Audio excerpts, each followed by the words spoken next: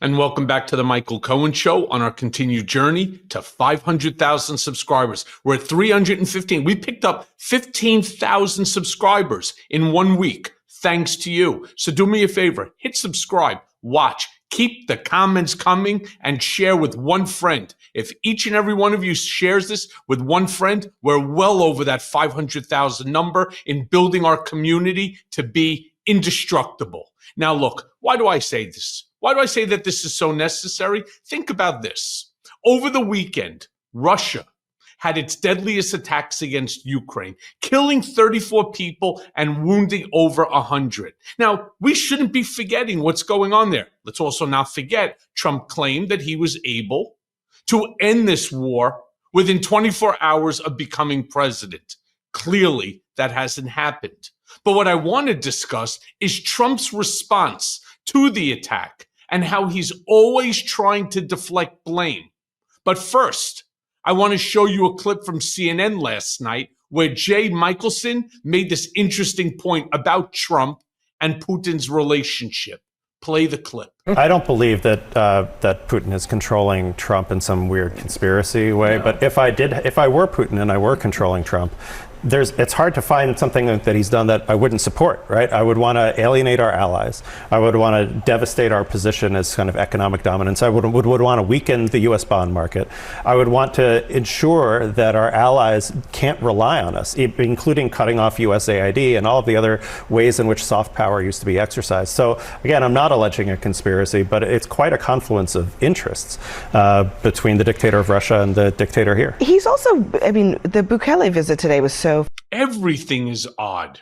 You know, and it's funny because when you point out what appears to be the obvious, you have to look at those MAGAs. You have to look at the supporters, the enablers of Trump, and the way that they look at you like you have, you know, two heads. It's really amazing, right? Now, here's what Trump posted on Monday, right after the attack. In it, he writes, "The war between Russia and Ukraine is Biden's war, not mine." Imagine that, right? It's Biden's war, not mine. I just got here, and for 4 years during my term, had no problem in preventing it from happening. President Putin and everyone else respected your president. I had nothing to do with this war, all caps, of course, but am working diligently to get the death and destruction to stop, also all caps. If the 2020 presidential election was not rigged, all caps, and it was in so many ways, that horrible war would never have happened. President Zelenskyy and crooked Joe Biden did an absolutely horrible job in allowing this travesty to begin. Really, as if Zelenskyy had any say in this thing. There were so many ways of preventing it from ever starting. Sure, why don't you share with us, Your Highness? But that is the past. We have to get it to stop, and fast. So sad.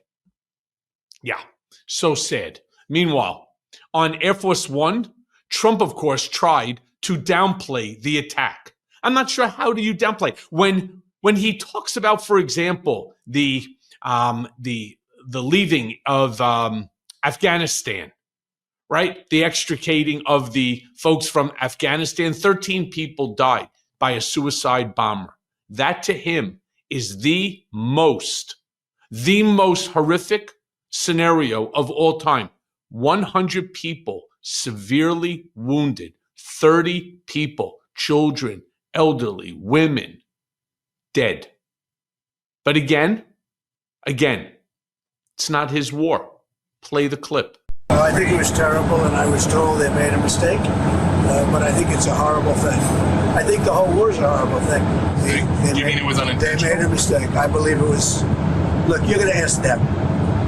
This is Biden's war. This is not my war. No, it is your war.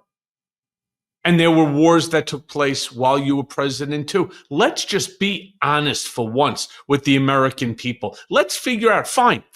Let me now turn around and say, you've worn me down, Mr. President. I acknowledge it's Biden's war. It's Zelenskyy should have done whatever the hell you think he could have done. Putin is obviously going to stop because you guys are buddies.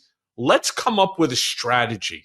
let's come up with a plan. At least you acknowledge that what's going on there is sad, the death, the loss, the destruction. Let's come up with something that makes sense, a real, true negotiated deal, not capitulating to Putin, not turning over all of Ukraine's resources, which is basically the only way that they have money, right? I mean, Ukraine's economy is basically predicated off of their natural resources, whether it's gas, whether it's food, it's always known as the breadbasket of the former Soviet Union, or the mineral rights. What else are they producing? When was the last time you turned and you looked at your pants or your sneakers or your shirt and it said made in Ukraine?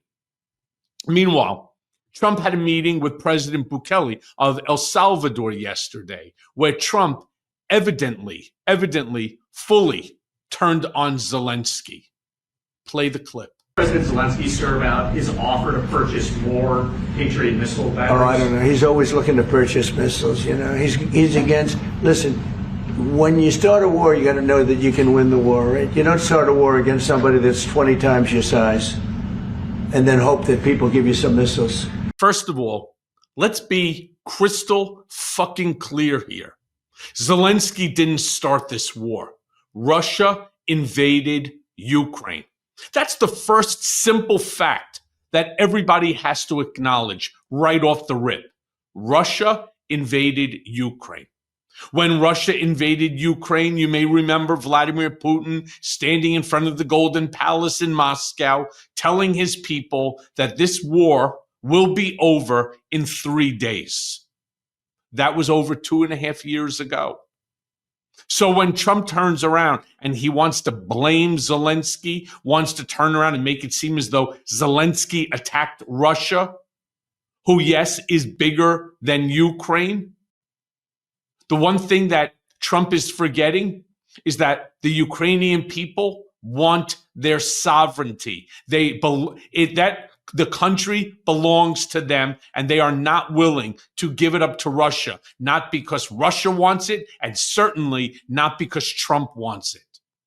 Now, Trump also goes on, and he tries to, again, during that conversation, he tries to blame both Biden and Zelenskyy for this war. Play the clip. Mr. President, you repeatedly mentioned last night that Russia's attack on Ukraine was a mistake.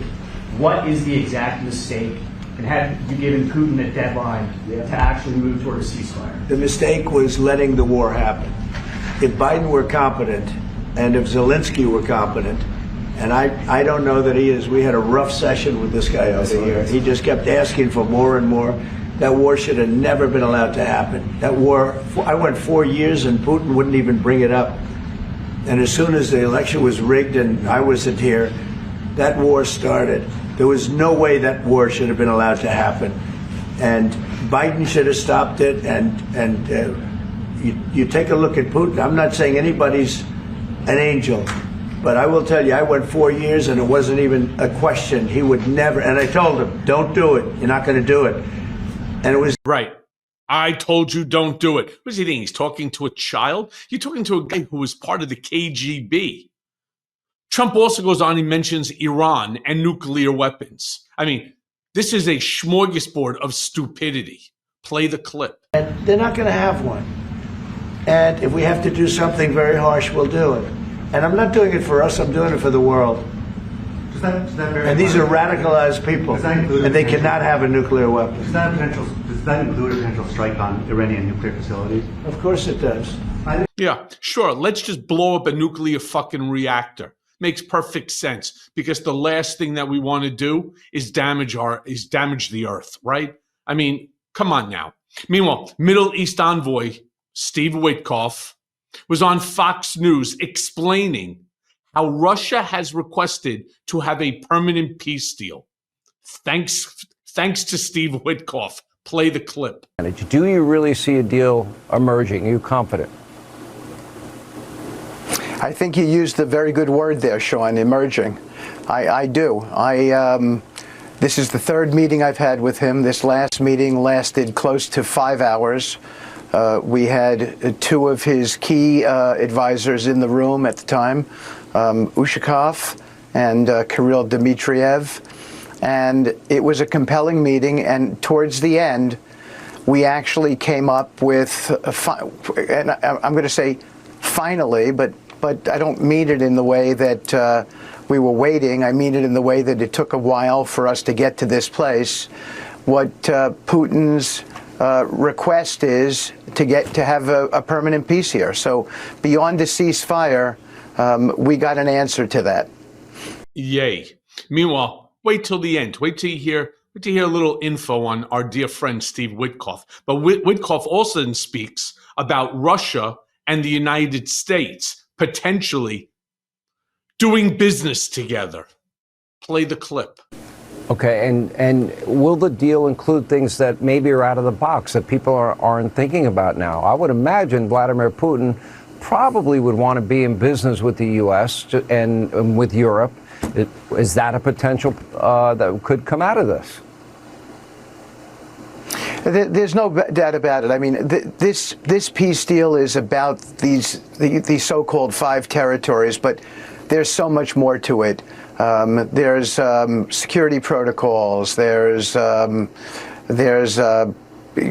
NATO, Article 5. I mean, it's just, a lot of detail attached to it. It's a complicated situation, rooted in some real problematic things happening between the two countries, and I think we might be on the verge of something that would be very, very important for the world at large.